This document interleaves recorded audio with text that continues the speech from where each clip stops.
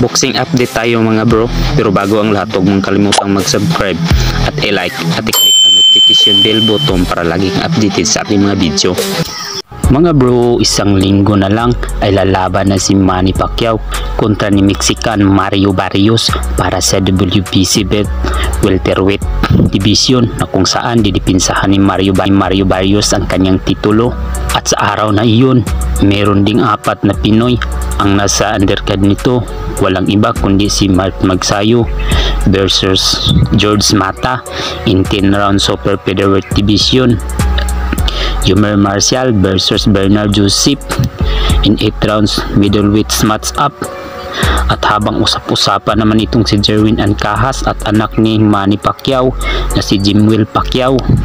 Sa ibang banda naman mga bro, maglalaban din sa pangalawang pagkakataon si American Pondora Sebastian kontra kay Russian-Australian Temzu sa WBC Super Welterweight World Champion.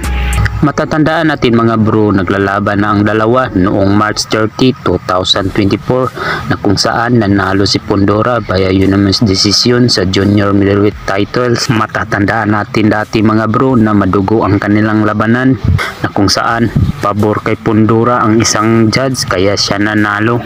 At Pitbull Cross versus Pero sa kanilang rematch, naglalaban na itong dalawa noong February 1, 2025 na kung saan nanalo si Pitbull Cross via unanimous decision.